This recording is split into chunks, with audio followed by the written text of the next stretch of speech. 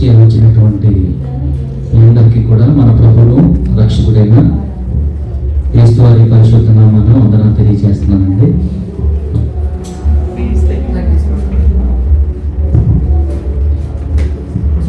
ఇంత మంచి అవకాశాన్ని దేవుడు నాకు అనుగ్రహించినటువంటి విధానాన్ని బట్టి దేవాది దేవుడికి మొదటిగా వందనాలు తెలియజేస్తున్నాను.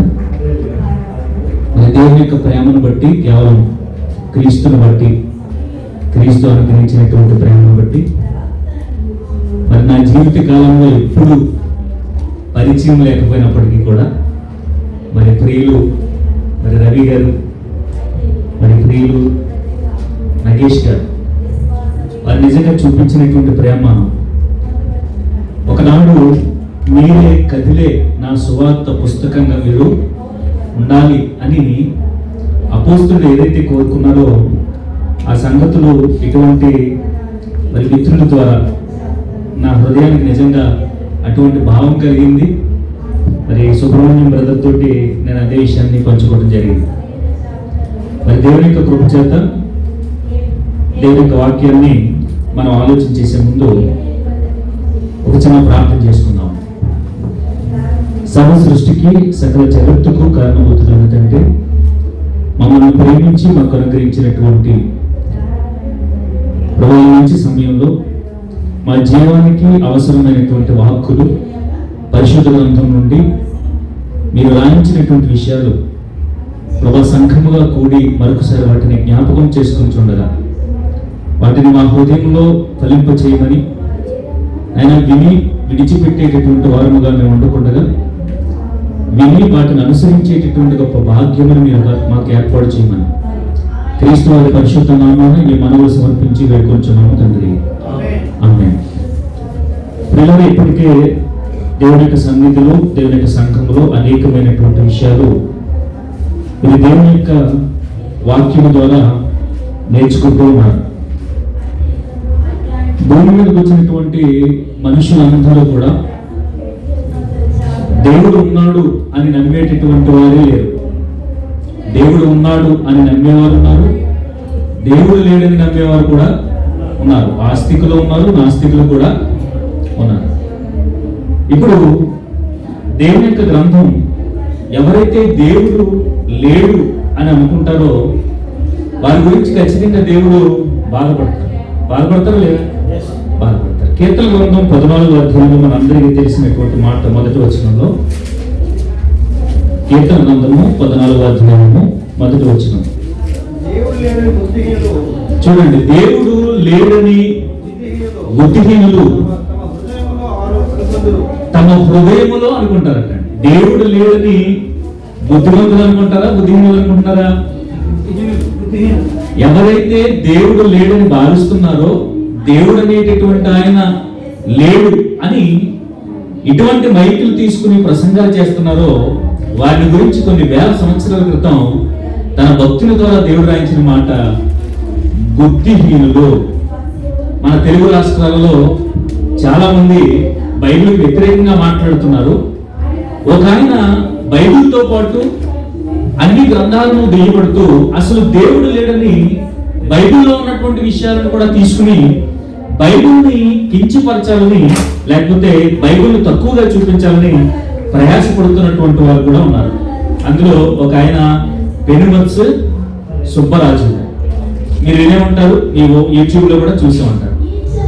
వారు దేవుని యొక్క గ్రంథంలో ఉదాహరణకు మనం చూస్తే తీనవసరం లేదు కానీ మళ్ళీ పాఠం డైవర్షన్ అవుతుంది కనుక 137వ కీర్తనలో రాయబడినటువంటి విషయాన్ని ఆయన ప్రపంచంలో ఎలా చూపిస్తాడు అంటే, బైబిల్లో ఉన్నటువంటి దేవుడు అత్యంత క్రూరుడు. ఎందుకంటే తన బిడ్డలను, మానవులను రాళ్ళకేసి కొట్టమని చెప్పారు అని ఒక విషయాన్ని, ఒక అబద్ధాన్ని అతడు ప్రపంచంలో చూపించడానికి ఇష్టపడుతూ ఉన్నాడు. అయితే దేవుని విశ్వసించి, దేవుడిని నమ్ముకుని, దేవుని యొక్క వాక్యాన్ని నిరంతరము చదువుకుంటున్నటువంటి మనకు వాక్యము ద్వారా స్థాపించబడినటువంటి ఇటువంటి క్రీస్తు సంఘములన్నిటికీ కూడా అపోస్తలుడైనటువంటి పౌలు గారు తన యొక్క ఉత్తరాల ద్వారా అనేకమైనటువంటి సంగతులు నేర్పించారు. నేర్పించారు లేదా? నేర్పించారు.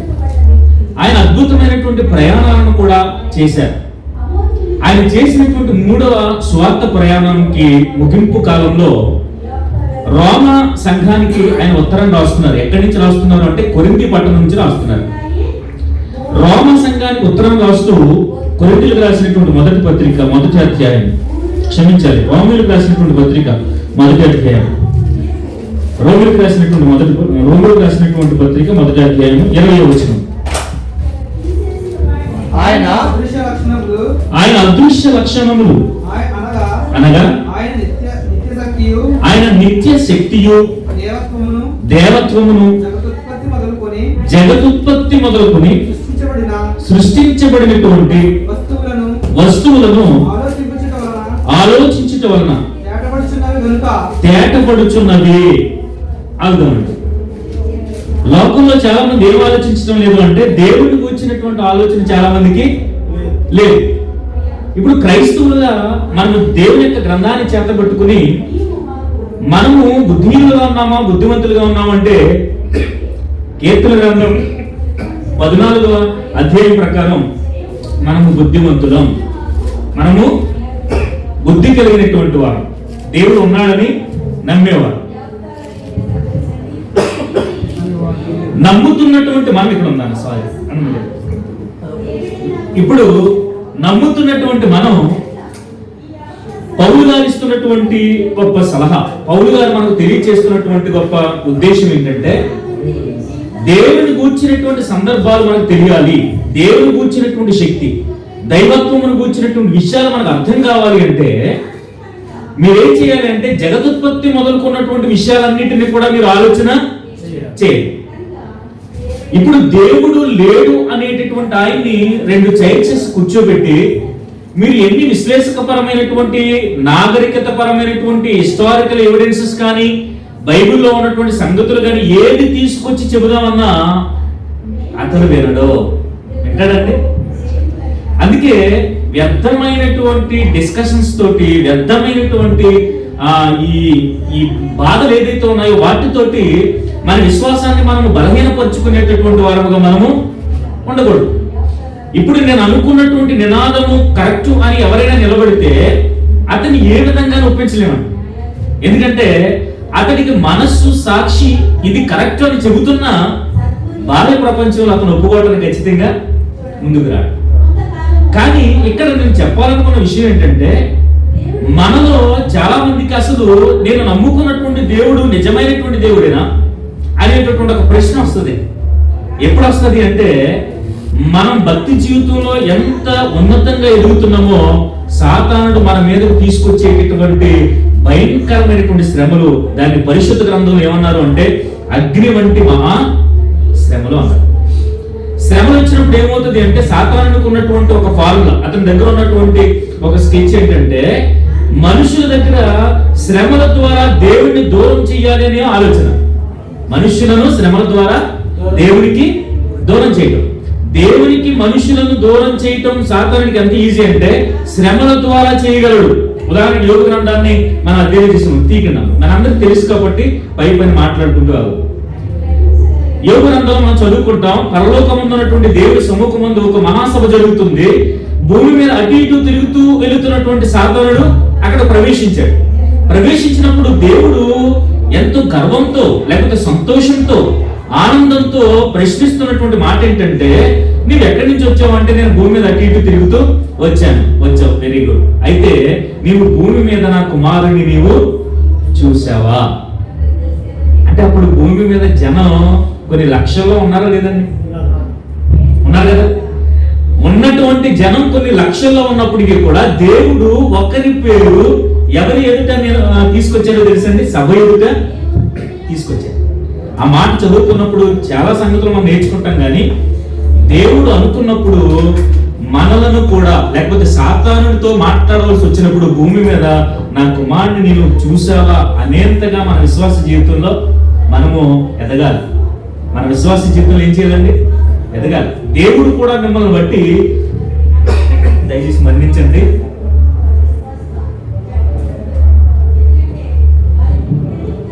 సంతోషిస్తారా లేదా అనే కోణాన్ని మనం చూసినప్పుడు ఖచ్చితంగా చెప్పగలను, 6 దినాల పాటు ఎంతో కష్టపడి 7వ దినాన లేకపోతే ఈ శుక్రవారం సెలవు వచ్చినప్పుడు చాలా హ్యాపీగా నేను రూమ్లో ఉంటాను, లేకపోతే మరొక పని చేసుకుంటాను, నేను రిలాక్స్ అవుతాను అనుకునేటటువంటి జనాంగంలో మనము లేవు. దేవుడు భూమి అంతటిని చూసినప్పుడు అవకాశం ఉండి దేవుడి దగ్గరకు రావడం వేరు, అవకాశం లేకపోయినా శ్రమలో కూడా ఈ సమయాన్ని ఉపయోగించుకుని కనీసం నేను ఇంటి దగ్గర ఉన్నటువంటి వారితో మాట్లాడుకునే అవకాశం మీకు ఉంది, కానీ నేను దేవుడికి నా సమయాన్ని హెచ్చించాలి. కొరింథీయులకు రాసిన మొదటి పత్రికలో కూడా ఒక విషయాన్ని పౌలు గారు చెప్తారండి, ప్రభువునందు మీ ప్రయాసము వ్యర్థము కానే కాదు. ప్రభువు కోసం మీరు పడేటటువంటి ఏ విధమైనటువంటి ప్రయాసమైన, దేవుని యొక్క పని కోసం మీరు చేసేటటువంటి ఏ ప్రయాస అయినప్పటికీ కూడా అది వ్యర్థమవుతుందని ఎప్పుడని అనుకుంటున్నారేమో. ప్రభువునందు మీ ప్రయాసం వ్యర్థము కానే కాదు. కాబట్టి ఇక్కడ రోమా సంఘానికి ఆయన చూపిస్తున్నటువంటి విషయం ఏంటంటే, మీరు దేవుడు ఉన్నాడా, దేవుని గురించినటువంటి విషయాలు మనకు ఎలా తెలియాలి అంటే, ఈ రోజు మన క్రైస్తవ జీవిత ప్రపంచంలో చాలా మంది ఏమనుకుంటారు అంటే, ఒక దైవజనుడికి ఒక కలలో దేవాది దేవుడు కనిపించారు అని చెప్పగానే నమ్మేటటువంటి అమాయకులు కూడా ఉన్నారా లేదండి? కానీ మోషే భక్తుడు అంటున్నారు, ఆయన తిరిగి వెళ్ళిపోతున్నటువంటి పరిస్థితిని నేను చూడలేకపోయాను. మోషే గారు చెబుతున్న మాట. అయితే నన్ను అడిగితే మరి లోకంలో ఉన్నటువంటి ఈ సాక్ష్యం తీసుకోవాలా, మోషే గారు తీసుకోవాలంటే నేను 100% నేను మోషే గారికి ఓటేస్తాను. ఎందుకంటే పరిశుద్ధాత్ముడు బైబిల్లో మోషేను కూర్చున్నటువంటి విషయాలకు అనుమతించారు. సర్టిఫై చేసింది ఎవరు? దేవుడు కదండి. ఆత్మచేత ఆయన కూర్చున్నటువంటి విషయాలు రాయించారు లేదా? పైపిచ్చి మోషేను కూర్చున్నటువంటి అనేక బిరుదులు కూడా మనము బైబిల్లో చదువుకుంటాం. ఇక రెండవది ఏం చెప్తారు అంటే, దేవుడు యొక్క రూపాన్ని మనకి చలనచిత్రాల్లో ఉన్నటువంటి పిక్చర్స్ లో నుంచి లేకపోతే నెట్ లో ఉన్నటువంటి పిక్చర్స్ లో తీసుకుని ఒక ఫోటో ఏర్పాటు చేసుకుని ఇదే దేవుడు అనుకునేటటువంటి ప్రమాదం కూడా క్రైస్తవులలోనికి జనపడిపోయింది.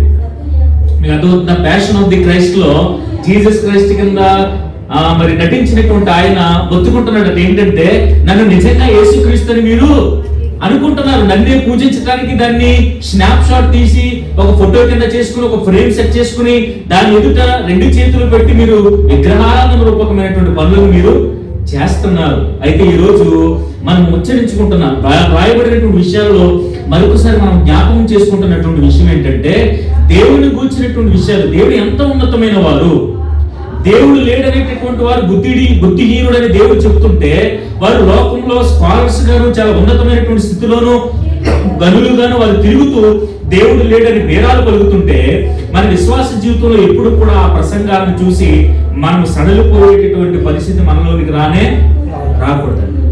సత్యం ఎంత స్పీడ్ గా ప్రబలుతుందో, సత్యంలో నుండి మనల్ని అవిశ్వాసులుగా మార్చేటటువంటి పరిస్థితులు కూడా అంత స్పీడ్ గా వెళుతున్నాయి లేదా? ఒకే బైబిల్ పట్టుకున్నటువంటి ఈ రోజు క్రైస్తవులు ఎన్ని వేల శాఖలుగా విడిపోయారు. వీరిలో ఉన్నటువంటి విచిత్రం ఏంటంటే, ఎక్కడో ఒక చిన్న విషయం దగ్గర సమస్య వస్తుంది, చిన్న కోణం దగ్గర సమస్య వస్తుంది. కొన్ని వీరిలో వారు తీసుకొచ్చినటువంటి బైబిల్ ఏదన్నా కొన్ని రోమన్ క్యాథలిక్ బైబిల్ అంటే కాదు, అది ప్రొటెస్టెంట్ బైబిల్ 66 పుస్తకాలు కలిగినటువంటి బైబిలే. కానీ విషయాన్ని బట్టి విభిన్న శాఖలుగా విడిపోయి క్రైస్తవ్యంలో ఎన్నో ఇబ్బందులు. కానీ మనకు పౌలు గారు నేర్పిస్తున్నటువంటి విషయం ఏంటంటే, జగదుత్పత్తి మొదలుకున్నటువంటి దేవుడు జరిగించినటువంటి కొన్ని విషయాలను మీరు ఆలోచన చేస్తే దేవుడికి వచ్చినటువంటి దైవత్వం, ఆయన నిత్య శక్తి మనకు అర్థమవుతుంది. శక్తి అంటే ఇంగ్లీష్లో ఏమంటాం తెలుసండి? ఎనర్జీ అంటాం. అవునా కదన్నా? ఎనర్జీ. ప్రతి దానికి కూడా ఏం కావాలి? ఎనర్జీ అనేటటువంటిది కావాలి. మనం తీసుకుంటున్నటువంటి ఆహారం ఒక శక్తిగా మారుతుంది. మనం ఇక్కడ రావటానికి వచ్చినటువంటి బస్సు అది ఒక ఎనర్జీ. ఇప్పుడు ఇది పని చేయాలి, లేకపోతే లైట్లు వెలగాలి, ఇవన్నీ జరగాలి అన్నా దాని వెనకాల ఉన్నటువంటిది ఒక శక్తి. అయితే ఈ శక్తులన్నిటికీ నిర్మాణాన్ని జరిగించింది ఒక మహాశక్తట. మరొకసారి మాట చదువుదామా? 1వ అధ్యాయం 20వ వచనంలో, ఆయన అదృశ్య లక్షణములు అనగా ఆయన నిత్య శక్తి. ఆ శక్తికి ఏమన్నా తరిగిపోయేటటువంటి పరిస్థితి ఉందా? నిత్యము ఉండేటటువంటి శక్తి. అంటే జనరేటర్ లో ఉన్నటువంటి శక్తి ఏంటి? డీజిల్ ఉన్నంత వరకే. ఇప్పుడు డీజిల్ అయిపోయిందంటే ఆ శక్తి అనేటటువంటి బయటికి మళ్ళీ రాదు. ఇప్పుడు మళ్ళీ రావాలి అంటే దాంట్లో మనం ఏం చేయాలి? కానీ దేవుడికి ఉన్నటువంటి శక్తి ఏంటంటే అది నిత్యం ఉన్నటువంటి శక్తి. ఇంకో విషయం చెప్పమంటారండి, ఆయన కూర్చున్నటువంటి విషయాన్ని బైబిల్లో చెబుతూ ఆయన ఏమంటున్నారు అంటే, ఆకాశము నా సింహాసము, భూమి నా యొక్క అంటే మీకు అర్థమైందంటే పాదపీఠం అంటే తెలుసు కదా, మీకు రాజులు కూర్చున్నప్పుడు లేకపోతే మన ఇంటి దగ్గర పీటలు కూడా ఉంటాయి. ఇప్పుడు భూమి ఎంత పెద్దది, ఎన్ని దేశాలు ఉన్నాయి, ఇంచుమించు 280 దేశాలకు పై చిలుక ఉన్నాయి. ఎంత విస్తారమైనటువంటి స్థలం, ఎన్ని మహాసముద్రాలు, ఎన్ని నదులు, ఎన్ని ఎడారులు. అయితే అంత పెద్దగా ఉన్నటువంటి గోళాన్ని ఇది నా పాదపీఠం అంటున్నటువంటి దేవుని యొక్క శక్తిని మీరు అర్థం చేసుకోగలిగితే, పైన ఉన్నటువంటి ఆకాశాన్ని ఒకసారి చూడండి. ఆకాశంలో ఉన్నటువంటి సూర్యుడు ఒక వింత కాదా? ఆకాశంలో ఉన్నటువంటి నక్షత్రాలు మనకు వింత కాదండి? మన విజ్ఞాన ప్రపంచం రాకముందు మనుషులు ఏమనుకున్నారు అంటే, నక్షత్రాలంటే అవి ఏదో చిన్నగా కనిపిస్తున్నాయి కాబట్టి అంతే ఉన్నాయి అనుకున్నారు. కానీ వాస్తవానికి శాస్త్రం అభివృద్ధి చెందిన తర్వాత చెప్పినటువంటి విషయం ఏంటంటే, ఈ భూమి కంటే కొన్ని లక్షల రెట్లు పెద్దవిగా ఉన్నాయి. ఇప్పుడు ఒక విషయం చెప్పమంటారండి, ఆ లక్షల రెట్లు పెద్దవిగా ఉన్నటువంటి ఆ నక్షత్రాలను ఎవరు తయారు చేశారు? ఎవరు తయారు చేశారు అంటే, ఇప్పుడు అంత పెద్దదైనటువంటి నక్షత్రాన్ని అది తయారు చేయాలి అన్నా, లేకపోతే అది భూమి మీద నివసిస్తున్నటువంటి మనుషులకు ఏ విధమైనటువంటి హాని కలుగకుండా, ఈ డిస్టర్బెన్స్ ఏమి రాకుండా ఈ విశ్వం అంతటిని కూడా పరిపాలించాలి అన్నా, తన హస్తము ప్రతి భాగములోనికి వెళ్ళాలి. అంటే ఈ అంతరిక్షము చివరిలోనికి సహితము దేవుని హస్తము వెళ్ళి చూడగలగాలి. అవునా? ఇప్పుడు ఒక బస్సు ఉందండి, బస్సుకి రిపేర్ వచ్చిన తర్వాత కొన్ని సందర్భాల్లో ఏమవుతుందంటే, ఒక హైడ్రాలిక్ వ్యవస్థతోటి ఆ బస్సును అలా లేపి కిందకి పడుకుని వెళ్తారండి మెకానిక్ గారు, వెళ్ళి అక్కడ చూడాలి. అవునా? బయట ఉండి అక్కడ ఏదో జరిగిపోయింది, బయట నుంచి చేద్దామండి, కుదురుతుందా? అంటే ఇప్పుడు రోబోటిక్ వచ్చింది అనుకోండి, రాకముందు ఉన్నటువంటి విషయాలు చూసుకుందాం. అది సెట్ చేయాలి అంటే ఖచ్చితంగా ఆ భాగం దగ్గరికి వెళ్ళాలి. ఈ రోజు విశ్వంలో ఉన్నటువంటి ప్రతి పరిస్థితిని మనం ఆలోచిస్తే అదే పౌలు గారు చెబుతున్నారు. దేవుని గురించి తెలివిసఖ్యమైనటువంటి విషయాన్ని గురించి ఆయన చెబుతూ, జగదుత్పత్తి మొదలుకొని సృష్టించబడినటువంటి వస్తువులను ఆలోచించటం వలన తేటపడుచున్నారు కనుక వారు ఏమైపోయారో తెలుసండి, నిరస్తులై ఉన్నారు. మరియు వారు దేవుని ఎరిగి ఆయనను దేవునిగా మహిమపరచలేదు. మనం అలా ఉన్నాం. దేవుణ్ణి తెలుసుకుని కూడా దేవునిగా మహిమపరచని వారు ఎవరు అంటే ఇశ్రాయేలు. దేవుని యొక్క శక్తిని వారు చూచిన వారు ఉన్నారు. చూచిన వారి యొక్క గర్భాన పుట్టి చూచిన వారు చెబితే అన్నటువంటి వారు కూడా ఉన్నారు. కానీ వారు దేవుణ్ణి విశ్వసించలేదట, దేవుణ్ణి గణపరచలేదట. పైపచ్చి ఏం చేశారో తెలుసా? దేవుని యొక్క ఈ ఉన్నతమైనటువంటి స్థితిని గడ్డి వేసేటటువంటి ఎద్దు యొక్క రూపానికి మార్చేశారు. మనకున్నటువంటి ఒక చిత్రపటాన్ని తీసుకుని ఫోటోషాప్ లో ఎవరైనా ఆ బాడీ అంతా అలా ఉంచి పైన ఏమన్నా ఒక దూడ ముఖం పెట్టారనుకోండి, కింద ఇలా పలానా ఆయన రాశారనుకోండి, ఎలా ఉంటుందండి? ఏమన్నా నచ్చుతుంది అంటారా? కానీ పైగా వాళ్ళు ఎటువంటి వారో తెలుసండి, ప్రపంచంలో ఉన్నటువంటి జ్ఞానులందరూ కూడా వాళ్ళ నుంచి వచ్చారు. ఇందాక మన పాటలో చూసినటువంటి ఐన్స్టీన్ కూడా, అండ్ ఈ రోజు ఉన్నటువంటి ప్రపంచ కుబేరుడు, అమెరికాలో మన ఎలక్షన్స్ లో కూడా ఆయన పాత్ర, అమెరికా ప్రెసిడెంట్ వాగ్దానం లేకపోతే ప్రమాణ స్వీకారానికి పక్కనే, అండ్ ఈరోజు రాకెట్ వ్యవస్థను కూడా ఆయన శాసించగలుగుతున్నాడు. వీళ్ళందరూ కూడా జ్ఞానులైనటువంటి వారు, జ్ఞాన సంపద కలిగినటువంటి వారు అందరూ అక్కడి నుంచి వచ్చారు. కానీ దేవుని యొక్క రూపాన్ని చేసుకోవాల్సి వచ్చినప్పుడు ఎంత బుద్ధిహీనంగా ప్రవర్తించారో తెలుసండి. దేవుని ఘనమైనటువంటి స్థితిని గడ్డి వేసేటటువంటి ఎద్దు యొక్క రూపానికి మార్చేశారు. అయితే దేవుని యొక్క వాక్యం సెలవిస్తుంది, నిర్గమకాండంలో మనం చదువుకుంటాం, పైన ఆకాశం ఉందే గాని కింద భూమి ఉందే గాని భూమికి ఉన్నటువంటి నీడ ఉందే గాని ఏ రూపమైనను కూడా మీరు, అయ్యా నాకు క్రొకడేలు చూస్తే చాలా విచిత్రంగా కనిపించింది కాబట్టి నేను క్రొకడేల్ని ఒక దేవుడిగా చేసుకుంటానంటే దేవుడు అనుమతించారా? లేదు. అది నీకు గంభీరంగాను చాలా ఆశ్చర్యంగాను అనిపించవచ్చు, కానీ దాన్ని తయారు చేసినటువంటి, దానిని రూపించినటువంటి ఒక ఆయన ఉన్నారు. ఆయన గురించి మీరు ఆలోచన చేయాలి. ఇర్మియా గ్రంథంలో ఉన్నటువంటి ఒక మాట చదువుకుందామండి. ఇర్మియా గ్రంథము చూడండి, 32వ అధ్యాయం 16వ వచనం. ఇర్మియా గ్రంథము 32వ అధ్యాయము 16వ వచనం చూడండి. నెరియా కుమారుడైన బారూకు చేతికి ఆ క్రయపత్రమును నేను అప్పగించిన తరువాత యెహోవాకు ఇలాగున ప్రార్థన చేసితిని. యెహోవా ప్రభువా, సైన్యములకు అధిపతియగు యెహోవా అను పేరు వహించువాడా, శూరుడా, మహాదేవ,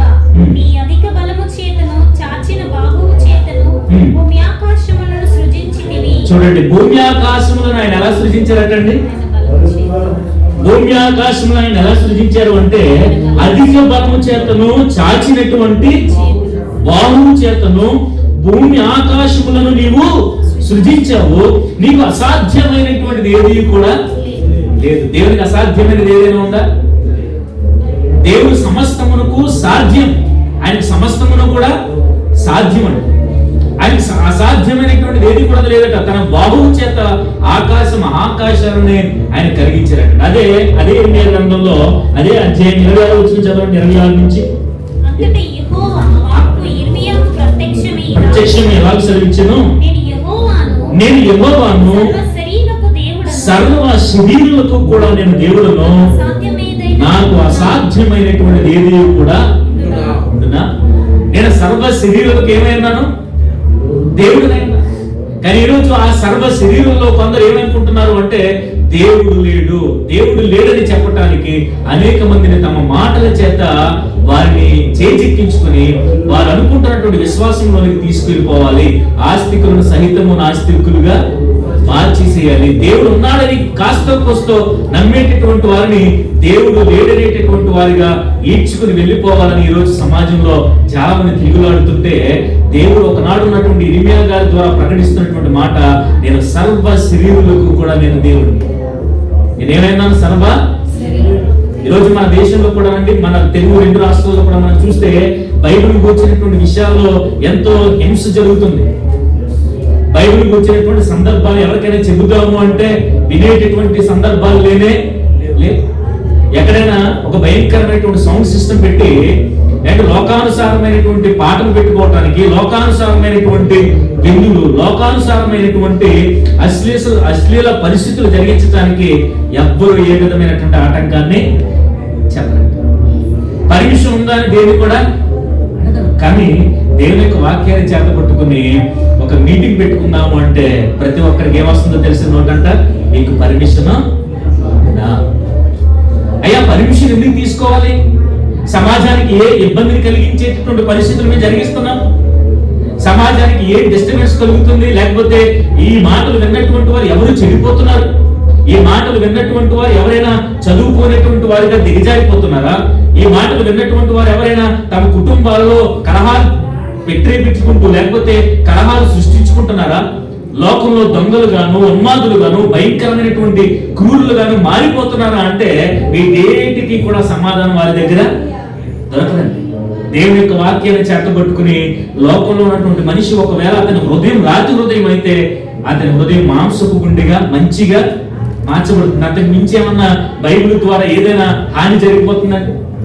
కానీ ఈరోజు మనం చూస్తే ఆది నుంచి కూడా ఏమంటే మనుషులలో సాతానుడు విత్తినటువంటి విత్తనం ఏంటంటే దేవుడు చెప్పేటటువంటి మంచి మాటలు మాకు వద్దు, దేవుడు చెప్పనటువంటి విషయాల వైపే నేను మగ్గును చూపిస్తాను. ఉదాహరణ మనం చూస్తే ఈ తోట చెట్ల ఫలంలో సమస్తాన్ని నువ్వు కూడా తినొచ్చు, ఒక్క చెట్టు ఫలాన్ని నీవు తినకూడదు. ఎవరికైనా ఒక విందుకు మనం పిలిచి ఒక డైనింగ్ టేబుల్ మీద ఒక 10-15 రకాల ఆహార పదార్థాలు పెట్టేసండి, కూర్చున్నటువంటి వ్యక్తితోటి అన్నగారు మీరు ఇక్కడ ఉన్నటువంటి వంటకాలన్నీ తినొచ్చు కానీ ఆ చివరి ఉన్నటువంటి ఆ పదార్థాన్ని మీరు తీసుకోకుండా అన్నారు. అది ఏమన్నా కష్టం అండి? 14 ఐటమ్స్ ఉన్నాయి కదా. ఇంకా అలా కాకుండా బెంచ్ మీద ఉన్నటువంటి విషయాలన్నిటిలో కూడా అయ్యా ఇన్ని పదార్థాలు అయితే ఉన్నాయి కానీ నీవు కేవలం ఈ మజ్జిగ అన్నంతో నువ్వు తినాలి, మిగతా ముట్టుకోవటానికి మీరు లేదంటే అప్పుడు ఆలోచిస్తాను.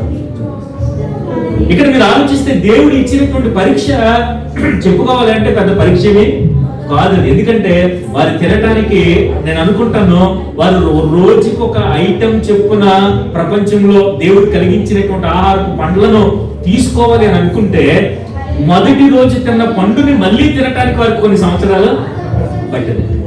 కానీ మీరు ఆలోచిస్తే ఏం జరిగిందో తెలుసండి, దేవుడు ఏదైతే వద్దన్నాడో దాని వైపు దగ్గరికి మనసు అనేటటువంటిది మారిపోతుంది, దాని వైపు దగ్గరికే పరుగిడాలి అనేటటువంటి ఆలోచన. అందుకే దేవుని యొక్క వాక్యము సెలవిస్తుంది, దేవుడు కూర్చున్నటువంటి విషయాలు మీకు తెలియాలి అంటే జగదుత్పత్తి మొదలుకొని సృష్టింపబడినటువంటి ప్రతి విషయాన్ని కూడా మీరు ఆలోచన చేయండి. అందులో సృష్టి, మానవుడు రాకమునుకు సృష్టి కలిగింది. ఆ అనంత విశ్వాన్ని నేనే కలిగించాను. ఈ అనంత విశ్వంలో ఉన్నటువంటి ప్రతి పరిస్థితిని కూడా నేనే ఏర్పాటు చేశాను. మనం ఈ దేశానికి రావడానికి ముఖ్య కారణం ఏంటో తెలుసా? ఈ దేశంలో ఉన్నటువంటి ఒక వనరు, ఒక ఎనర్జీ, అంతే కదండి. ఈ దేశంలో ఒక గ్యాస్ అనేటటువంటిది బాగా మీరు ఆలోచన చేయగలిగితే, దేవుని యొక్క వాక్యాన్ని పెట్టి మిమ్మల్ని ప్రశ్నిస్తున్నాను, ఆ గ్యాస్ ని ఈ దేశంలో పెట్టింది ఎవరట? దేవుని యొక్క కష్టం లేదా? దేవుని యొక్క కృపేనండి. మీరు ఆలోచన చేయగలిగితే దేవుడు తప్పితే ఎవరైనా ఈ పనిని చేయగలరా అంటే ఎవరు కూడా ఈ పనిని జరిగించలేదు. ఒక కొబ్బరి చెట్టుకి మనం ప్రతి నెల ఆ కాయలు దింపుతున్నాం, మళ్ళీ కాయలు ఉద్భవించినట్లుగా ఈ దేశంలో ఆ గ్యాస్ ఎంత తీస్తున్నప్పటికీ కూడా కొన్ని పదుల సంవత్సరాలుగా అది ఉత్పన్నం అవుతూనే ఉంది. దీని వెనకాల ఎవరో చేయకుంటే ఎలా వస్తుంది? ఆహారానికి ఫోన్ చేయిందని అలా కూర్చోబెట్టి ఏమంటే ఒక పల్లెంతో ఆహారం తీసుకుని వడ్డిస్తూ ఉన్నాం. అలా వడ్డిస్తూ ఉన్నప్పుడు కొంత ప్రాంతానికి వెళ్ళగానే ఆ బేషన్లో ఉన్నటువంటి ఆహారం అయిపోవాలా వద్దా? అయిపోతుందండి. మళ్ళీ దాన్ని మనం ఏం చేయాలి? వెనకకు వెళ్ళి పెద్దగా వండినటువంటి పాత్రల నుంచి తోడు మళ్ళీ దాంట్లో వెయ్యాలి. అంటే వేసేటటువంటి వ్యక్తి ఉన్నారు అక్కడ, ఎవరు లేకుండానే అలా ఎగిరి ఆహారం వచ్చి ఆ బేషన్లో పడిపోతుందా? ఈ చిన్న విషయం కూడా అర్థం కాక ఈ ప్రపంచ నిర్మాణం వెనుక దేవుడి లేడని చాలా మంది అనుకుంటున్నారట బుద్ధిహీనులో. అటువంటి బుద్ధిహీనులో మనం ఒకరం కాదు, కానీ దేవుడు ఉన్నాడని నమ్మేటటువంటి గొప్ప బుద్ధిమంతులు మనం. అటువంటి బుద్ధిమంతులమైనటువంటి మనం మన కుటుంబాల్లో దేవుని గురించినటువంటి విశ్వాసం ఎవరికైనా లేకపోతే వారికి దేవుని గురించినటువంటి విషయాలు నేర్పించి వారిని మనం కాపాడుకోవాలి తప్పితే దేవుడు లేడని ఏమంటే వాళ్ళ కూర్చున్నటువంటి వారితోటి ఆ వాదనలకు దిగి మన సమయం అర్థం తప్పితే వాడిని మనం ఏమీ కూడా చేయలేం. కానీ దేవుడు ఒక మాట చెప్పారండి, ఏమన్నారు తెలుసా? వారికి సాక్షాత్తమే మీరు దేవుని యొక్క వార్తను మీరు ప్రకటించండి. దేవుడు ఎంత ప్రేమమేడండి. ఎవరినైనా బలవంతంగా మీరు దేవుని యొక్క సన్నిధికి తీసుకొచ్చేయండి అనే భయంకరమైనటువంటి ఆజ్ఞను మన మీద జారీ చేసి ఉంటే మనం అంతా ఏమైపోదు. కానీ దేవుడు ఏమంటున్నారో తెలుసండి, వారు వినకపోయినా ఒక్కసారి మీరు చెప్పండి. అలా చెబుతున్నప్పుడు ఏం జరుగుతుంది అంటే, వారికి చెబుతున్నప్పుడు వారు వినకపోవచ్చు, కానీ మీరు చెబుతున్నటువంటి విషయాలు మీ చుట్టుపక్కల ఉన్నటువంటివన్నీ కూడా వింటున్నాయి. మీరందరూ వింటున్నారని నేను భావిస్తున్నాను. మీతో పాటు మరి ఏం వింటున్నాయో తెలుసండి, ఈ డెస్క్ వింటున్నాయండి. ఏమండి, ఇక్కడ ఉన్నటువంటి ఇవన్నీ కూడా వింటున్నాయటండి. ఒక చెట్టు వింటున్నట్టండి, ఒక దూలము వింటున్నట్టండి. ఇవన్నీ కూడా ఒకానొక దినాన మనం చెప్పాము అనేటటువంటి సందర్భాన్ని సాక్ష్యంగా దేవుని ఎదుట మనకు అనుగ్రహిస్తారండి. ఎవరికైనా సువార్తను మీరు సాక్షాత్తమే ప్రకటించండి. మీరు చెప్పేటటువంటి మాట అబద్ధ మాటలు చెప్పవలసినటువంటి పని లేదు, కానీ క్రీస్తుని గూర్చినటువంటి మాటను వారికి మీరు ప్రకటించండి. క్రీస్తుని గూర్చినటువంటి సత్యాన్ని మీరు ప్రకటించండి. అలా ప్రకటించినప్పుడు వారు మారితే ఆ మారినటువంటి మార్పు క్రీస్తుని గూర్చినటువంటి మాట ఉండాలి, కానీ ఏమంటే లోకంలో ఉన్నటువంటి ఏదో సాక్ష్యాలను, లోకంలో ఉన్నటువంటి మరొక మాటలను దేవుడు కోరుకొనే. ఎవరైనా మార్పు చెందాలి అంటే అది క్రీస్తుని గూర్చినటువంటి మాట ఉండాలి, క్రీస్తుని గూర్చినటువంటి స్వార్థ ఉండాలి. ఇక రెండవదిగా మనం చూస్తే జగదుత్పత్తి మొదలుకొని సృష్టింపబడినటువంటి విషయాలలో అబ్రాహాము గారి దగ్గరికి వచ్చామనుకోండి, అబ్రాహాము గారి యొక్క జీవితంలో దేవుడు ఒక అద్భుతాన్ని చేశారా లేదా? ఆదికాండ గ్రంథాన్ని ఒకసారి మనం తెరవగలిగితే, ఆదికాండ గ్రంథము చూడండి 18వ అధ్యాయము, ఆదికాండ గ్రంథం 18వ అధ్యాయము 10వ వచనం. అందుకైన మరలా వస్తాను, అప్పుడు నీ భార్య అయినటువంటి శారాకు నీ ఒక కుమారుడు కలిగినని చెప్పాను. శారా ఆయన వెనుక నుండి గుడారపు ద్వారమందు నిలుచుండెను. అబ్రహామును శారాయును బహుకాలం గడిచినటువంటి వృద్ధులై ఉన్నారు. ఎటువంటి కాలం అంటే అబ్రహాము గారి యొక్క వయసు 98 సంవత్సరాలు లేక 99 సంవత్సరాలండి. శారా గారి వయసు ఎంతో తెలుసండి? 17 సంవత్సరాలు అనుకుంటారా? 89 అండి. బహుకాలము గడిచినటువంటి అంటే ఇంచుమించుగా 100 సంవత్సరాలకు దగ్గరగా ఉన్నటువంటి పండు ముసలి వ్యక్తులతోటి దేవుడు మాట్లాడుతున్న మాట ఏంటంటే, మళ్ళీ ఈ కాలమునకు నేను వస్తాను, నీవు ఒక బిడ్డను కంటావు, ఆ బిడ్డకు మళ్ళీ స్కానింగ్ చేసి నాకు కుమారుడా కుమార్తె టెన్షన్ ఏమొద్దు, నీకు చెప్పేస్తాను, నీకు కుమారుడే పుడతాడు. చాలా విషయాలు దేవుడు బిడ్డనిచ్చే ముందు ఇప్పుడైతే చాలా మందికి టెన్షన్ అండి, ఆడబిడ్డ పడుతుందా మగబిడ్డ పడుతుందా. మన దేశంలో ఏముందో తెలిస్తే స్కానింగ్ లో ఆడబిడ్డ మగబిడ్డ అని అడిగిన వారిని లోపలేసేయండి, ఒకవేళ చెప్పిన వారిని కూడా లోపల మీరు. కానీ దేవుడు ఏం చెప్పగలడో తెలుసండి, ఇచ్చేటటువంటి బిడ్డను ఆయన ఇస్తున్నారు. 120 కీర్తనలు మనం చదువుకుంటాం. ఇస్తున్నటువంటి బిడ్డ ఏ బిడ్డో ముందుగా చెప్పగలిగినటువంటి సామర్థ్యం కలిగిన దేవుడు ఇప్పుడు సారా గారితో చెబుతుంటే ఆమె ఏమని నవ్వుకున్నారో ఒకసారి చూడండి. ఏమని నవ్వుకుంటున్నారు కిందకు వచ్చేసరికి, శారా నేను బలము ఒడిగినటువంటి దానను తరువాత నాకు సుఖము కలుగునా, నా యజమానుడు అని ఏమన్నా ఏం చేస్తున్నట్టంటే తనలో తాను నవ్వుకున్నాడు. ఏంటి, నాకున్నటువంటి శరీర పరిస్థితి ఏంటి, నాకున్నటువంటి ఈ ధర్మం, శరీర ధర్మంలో పరిస్థితులు ఎలా ఉన్నాయి, నాకు బిడ్డ కలుగుతుంది అని దేవుడు సాక్షాత్తు ప్రకటించినప్పటికీ కూడా తనలో తాను నవ్వుకుంటాడు. ఎప్పుడు కూడా శారా గారే నవ్వుకున్నారని అనుకుంటాం మనం, కానీ అబ్రాహాము గారు కూడా నవ్వుకున్నారండి. కనుక 15వ అధ్యాయం 15 వచ్చిన 17వ అధ్యాయము 15 వచ్చిన చూడండి. మరియు దేవుడు నీ భార్య అయినటువంటి శారాయి అనవద్దు, ఎలయనగా ఆమె పేరు శారా, నేను ఆమెను ఆశీర్వదించి ఆమె వలన ఏమన్నా చూడండి, నీకు కుమారుని కలుగు చేయదును, నేను ఆమెను ఆశీర్వదించేదను, ఆమె జనములకు తల్లి అయ్యుండునని జనములు రాజులు కలుగుదురని అబ్రహాముతో చెప్పాను. చూడండి, అప్పుడు అబ్రహాము ఏమండి ఎలా నవ్వుతున్నారండి, సాగిలు పడి నవ్వుతున్నారంటే అబ్రహాము గారు. ఎందుకు నవ్వు వచ్చింది అంటే, మాకున్నటువంటి వయసు ఎంత, మాకున్నటువంటి పరిస్థితులు ఎంత, నా భార్య అయినటువంటి సారాయి ద్వారా నాకు కలగబోయేటటువంటి బిడ్డ ఏంటి, మళ్ళీ ఆ బిడ్డ నుండి రాజులు రావడం ఏంటి, ఇటువంటి అభివృద్ధి ఏంటి అని అతను సాగిలు పడి నవ్వుతున్నాడట. ఎవరైనా విశ్వాసులకు కానీ దేవుడు విడిచిపెట్టేసేది అలాగే నవ్వారని లేదని, ఏదైతే వాగ్దానాన్ని చేశారో ఆ వాగ్దానం వారి జీవితంలో నెరవేర్చారో, ఏదైతే వాగ్దానాన్ని ఐగుప్తు నుంచి వచ్చినటువంటి బానిస ద్వారా దేవుడు ఏర్పాటు చేసుకున్నటువంటి బిడ్డకు విషయంలో కూడా దేవుడు ఏదైతే వాగ్దానాన్ని ఇచ్చారో ఆ వాగ్దానాన్ని కూడా నెరవేరుస్తూనే ముందుకు సాగారు. అందుకే ఆయన సజీవుడైనటువంటి దేవుడు, ఉన్నవాడు వినవాడనైనటువంటి దేవుడు, సమస్త జగత్తుకు ఆధారభూతుడుగా మనకు బైబిల్లో కనిపిస్తుంది. జగదుత్పత్తి మొదలుకొని సృష్టింపబడినటువంటి విషయాల్లో మనం ఒక విషయాన్ని మనం చూడగలిగితే, ముసలి వారు వీరికి బిడ్డలు కలిగే అవకాశం లేదు అనుకున్న తరుణంలో కూడా వారి గర్భాలను తెరిచి బిడ్డలను ఇచ్చినటువంటి గొప్ప దేవుడు. అందుకే ఆయన నిత్య శక్తిని గురించినటువంటి విషయాలను మీరు ఒకసారి ఆలోచన చేయండి.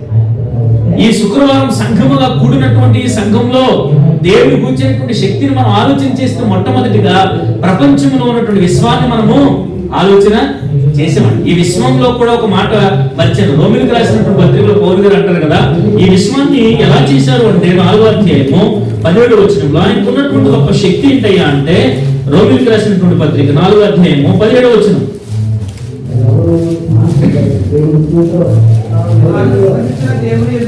దాని దేవుని ఎదుట అనగా మృతులను సజీవులుగా చేయువాడు. దేవుడు ఎటువంటి వారు అంటే, మృతులను ఆయన సజీవులుగా అంటే దేవుడికి ఉన్నటువంటి శక్తి ఏంటండి, రోమీయులకు రాస్తూ పౌలు గారు చూపించినటువంటి దైవ లక్షణాలను మనం ఆలోచన చేస్తే, ఆయన అంటే మృతులను సహితము సజీవులుగా నమ్ముతున్నారు లేదా, చేయగలరా లేదా?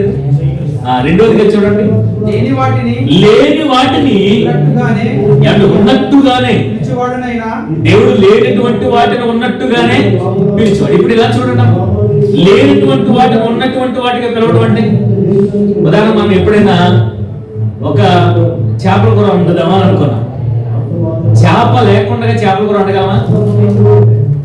దేవుడు సృష్టిలో మనకు అవసరమైనటువంటి వాటిని దేవుడు ఏర్పాటు చేశాడు. ఇప్పుడు చేపల కూర వండాలి అంటే దానికి ఎన్నో పదార్థాలు అవసరం. సోలాపూర్ లో పండేటటువంటి ఉల్లిపాయలు కావాలి, మాకైతే గుంటూరులో పండేటటువంటి కారం కావాలి. అంటే ఎక్కడెక్కడో ఉండేటటువంటి వాటన్నిటినీ మనము సంగ్రహించి వాటిని చక్కగా మన కిచెన్ లో పెట్టుకుని ఎక్కడో గోదావరిలో పడినటువంటి ఆ చేపను తెచ్చుకుని వండాలి పదార్థాలన్నీ వేసి వండుతాం. అంతేగాని ఇలా ఏమీ లేని గాలిలో చేపల కూర అంటే రాదు. కానీ మీకు అర్థం చేసుకోగలిగితే దేవుడు ఈ భూమిని చేయాలనుకున్నప్పుడు, దేవుడు ఈ చంద్రుడిని చేయాలనుకున్నప్పుడు, దేవుడు ఈ సమస్త విశ్వాన్ని కలిగించాలి అనుకున్నప్పుడు ఆయన ఒక పదార్థాన్ని తీసుకొచ్చి మరొక పదార్థంగా చేయటం కాదు, లేనటువంటి దానిలో నుండే ఉన్నటువంటి దానిని ఆయన కలిగించగలరు. అదే కదా మాటకున్న అర్థం. మళ్ళీ చదవండి మాట. లేని వాటిని ఉన్న వాటిగా పిలుచుటకు, లేనటువంటి వాటిని ఉన్న వాటిగా పిలవగలిగినటువంటి గొప్ప దేవుని ఎదుట అతడు మనందరికీ తండ్రి అయి ఉన్నాడు. లేనటువంటి వాటిని కూడా ఉన్నటువంటి వాటిగా పిలవగలిగినటువంటి ఒక సామర్థ్యం మన దేవునికి ఉందండి. చివరిగా ఒక్క విషయాన్ని మీకు చూపిస్తాను. మోషే గారు ఐగుప్తు చెరలో, ఐగుప్తు కబంధ హస్తాలలో ఒక మాట చెప్పాలి అంటే ఒక ఇనుప రాతి కింద నలిగిపోతున్నటువంటి ఒక చిన్న చీమ వంటి జీవితాన్ని ఇశ్రాయేలు అందరూ కలిగి ఉన్నారు. అటువంటి వారందరినీ కూడా దేవుని యొక్క వాక్కుని చేతముచ్చుకుని కారణ జన్ముడిగా ఉద్భవించినటువంటి మోషే గారు సమయం ఆసన్నమైనప్పుడు మళ్ళీ ఎక్కడికి వచ్చారో తెలుసండి, ఐగుప్తు ప్రాంతానికి వచ్చారు. అక్కడ ఉన్నటువంటి వారందరినీ ఎదుట దేవుడు కలిగించినటువంటి అనేక కార్యాలు మనకు తెలుసు. వారందరినీ కూడా తీసుకుని వెళ్ళిపోతుంటే ఆయనకు అనేకమైనటువంటి శ్రమలు వచ్చాయి. మోషే గారికి ఏమొచ్చాయి? శ్రమలు వచ్చాయి. సంఖ్యాకాండంలో ఆయనకు ఎదురైనటువంటి ఒక ఇబ్బందిని మనం చూడగలిగితే సంఖ్యాకాండం 11వ అధ్యాయము, సంఖ్యాకాండము 11వ అధ్యాయము ముగింపులోకి వస్తున్నాను. సంఖ్యాకాండము 11వ అధ్యాయము 21వ వచనం. అందుకు మోషే నేను ఈ జనుల మధ్య ఉన్నాను, వారు 6 లక్షల పాదాచారులు, వారు నెల దినములు తినుటకు వారికి మాంసం ఇచ్చేదనని చెప్పి. ఇక్కడ జరుగుతున్నటువంటి డిస్కషన్ ఏంటంటే అక్కడ నడుస్తున్నటువంటి మనుషులు ఎంతమంది అండి? ఒక కుటుంబంలో ఒక తల్లి, ఒక తండ్రి, 2 బిడ్డలుంటే వారిని పోషించడానికి ఒక వ్యక్తి ఈ దేశానికి వచ్చారు. అవునా? కానీ ఇక్కడ మనం చూస్తే కొన్ని లక్షల మంది జనాంగం బయలుదేరి వెళ్తున్నారు. వారందరికీ దేవుడు ఇచ్చినప్పుడు వాగ్దానం ఏంటంటే వారికి విసుగొచ్చేసింది. మోషే గారి ఎదుట వారు చెబుతున్నటువంటి మాట ఏంటంటే, అయ్యా మమ్మల్ని ఎందుకు ఈ అరణ్యంలోనికి తీసుకొచ్చావు? మాకు ఆ దేశంలో కీరకాయలు దొరికేవి, దోసకాయలు దొరికేవి, మాంసము తినేవాళ్ళు. కీరకాయలు దోసకాయలు బాగా తింటున్నాం కదా మన ఇక్కడ కూడా. అది అప్పటి నుంచే ఉందండి. ఈజిప్ట్ లో ఇప్పుడు వస్తున్నటువంటి నాకు తెలిసి అక్కడి నుంచి ఇంపోర్ట్ చేసుకుంటారేమో. ఆ కీరకాయలు దోసకాయలు బాధ ఎప్పటి నుంచి? ఆ మోషే గారి యొక్క కాలం నుంచే. సమయం అవుతుంది, నాకు అర్థమవుతుంది. మీరు చూస్తే అంటే ఇబ్బంది పడుతున్నటువంటి వారికి దేవుడు ఇచ్చినటువంటి మాట ఏంటంటే, మీరు ఇబ్బంది పడకండి, మీకు మాంసాన్ని నేను తినిపిస్తాను. ఇప్పుడు మోషే గారికి బాధ వచ్చేసింది. వీళ్ళు చూస్తే ఎంతమంది జనాంగం ఉన్నారు, వీళ్ళందరికీ మాంసాన్ని నీవు తినిపిస్తావా? తినిపించడానికి ఏం జరగాలి? ఒకవేళ తినిపించాలి అంటే మోషే గారి ఆలోచన ఎలా ఉందో చూడండి. ఇక్కడ వారు తృప్తిగా తిన్నట్లు వారి నిమిత్తము గొర్రెలను, పశువులను చంపవలన వారు తృప్తిగా తిన్నట్లు సముద్రపు చేపలన్నిటినీ వారి మధ్య నేను కోర్చగలను. ఇప్పుడు వీళ్ళందరూ తినాలి అంటే సముద్రంలో ఉన్నటువంటి చేపలు, ఎన్ని చేపలు తీసుకొస్తే వీరికి ఆహారం సరిపోతుంది? అందరూ ఒకలా ఉంటారా?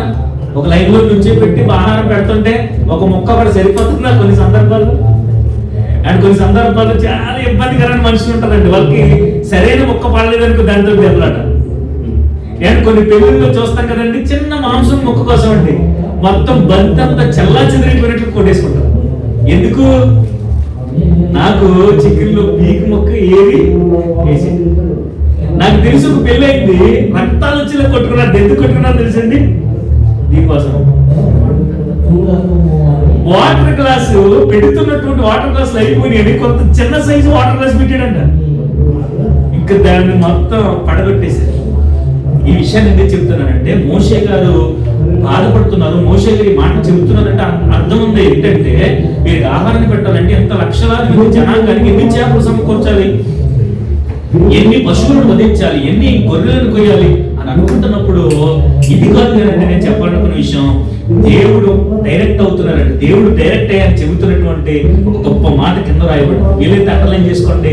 ఎప్పుడైనా మీరు అవిశ్వాసంలోకి వెళ్ళిపోతున్నప్పుడు, ఎప్పుడైనా మీరు అసహనంలోనికి, అయ్యా నా జీవితం ఏంటి, నాకు కష్టాలు ఏంటి, అయ్యో ఒంటరి వాడిని అయిపోయాను, నా ఇంటి దగ్గర ఎన్ని సమస్యలు, ఎన్ని పరిస్థితులు అనుకుంటున్నటువంటి మనకు ఈ మాట చదువుకుంటే ఎంత ఆదరణ కలుగుతుందో. 23 వచనం, అందుకు యెహోవా మోషేతో ఇట్లా అన్నాడు, యెహోవా బాహుబలము తక్కువైనదా. చూడండి, యెహోవాకి ఏముందో తెలుసండి, బాహుబలం. ఎటువంటి బాహుబలమో తెలుసా? ఆకాశ నక్షత్రాలను సహితము లేనటువంటి దానిలో నుండి ఉన్నది ఉన్నట్లుగా పిలిచినటువంటి బాహుబలం. అబ్రహాము 99 సంవత్సరాలకు చేరుకుంటే, తన భార్య 89 సంవత్సరాలకు చేరుకుంటే, కడు ముసలిలో ఉన్నటువంటి వారి యొక్క గర్భాన్ని తెరిచి కుమారుని ఇచ్చారే, ఆయన బాహుబలం. జగదుత్పత్తి మొదలుకొని సృష్టింపబడినటువంటి విషయాలను ఆలోచించడం ద్వారా ఆయనకున్నటువంటి నిత్యమైన శక్తి. అబ్రాహాము కాలంలోనే ఆ శక్తి ఉంది అనుకుంటున్నారేమో. ఆయన శక్తి ఏంటో తెలుసా? నిత్య కాలము ఉండే శక్తి. దీంట్లో డౌట్ ఏమైనా ఉందంటే? దీంట్లో డౌట్ ఏమైనా ఉందండి? డౌట్ ఏం లేదు. నేను ఇలా చెప్పడానికి ముఖ్య ఉద్దేశం ఏంటంటే, ఈ దేశంలో బ్రతుకుతున్నప్పుడు 100 మంది ఉంటే 100 మంది మంచి జరగాలని కోరుకుంటాం. నేను కూడా అటువంటి మనస్తత్వం. నాకు మంచి జరగాలి, నాకు మంచి పొజిషన్ కావాలి, నాకు ఎల్లప్పుడూ కూడా నేను మంచి స్థితిలోనే ఉండాలి. అలా అందరూ మంచి స్థితిలోనే ఉండటానికి అవకాశం ఉంటుందా? ఉండదు. దేవుడు అనుమతి ఇవ్వదు. ఒకసారి యేసుక్రీస్తు ప్రభు వారి దగ్గరికి ఒక పుట్టు వారిని 1 మినిట్లో చెప్పేస్తారు.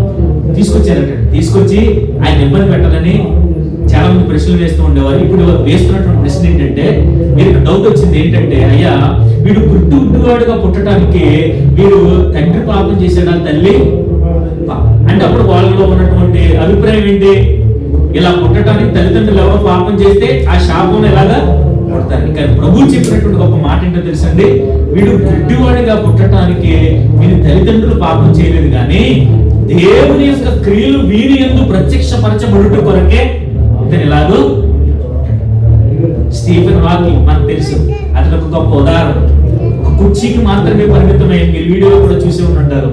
ఏమండి, అతను చూసినప్పుడు ఏం కలుగుతుందో తెలుసండి, అతను కూర్చుని మనకు 2 చేతులు ఉన్నాయి, 10 వేళ్ళు ఉన్నాయి, ఇంత బలం ఉంది, నడవగలం, పరిగెట్టగలం. కానీ మీరు ఆలోచించగలిగితే అతనికి తెలిసినటువంటి విషయాల్లో 1% ఫార్ములాస్ కూడా మనకి. అతను దేని మీద పరిశోధన చేసేవారు తెలుసండి? ఖగోళం మీద పరిశోధన.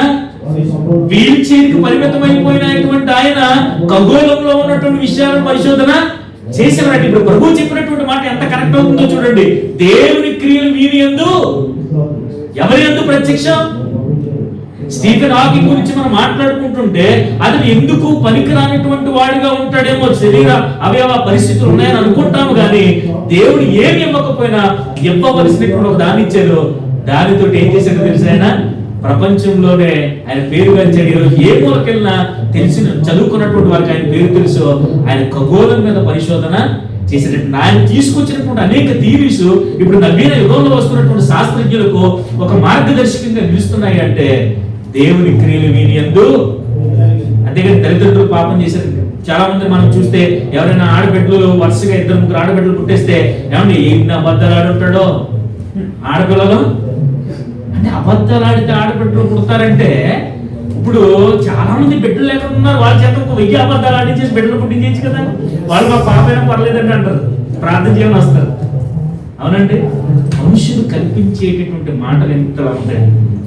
మనిషి యొక్క జ్ఞానం ఎలా ఉంటుందంటే, ఎదుటి మనిషిని ఇబ్బంది పెట్టి, ఎదుటి మనిషిని నాశనం చేసి, ఎదుటి మనిషిని బలహీనతను తీసుకొచ్చేదిగా ఉంటుంది. కానీ మన యొక్క ఆలోచన ఎలా ఉండాలంటే, బుద్ధిమంతులుగా ఉండాలి.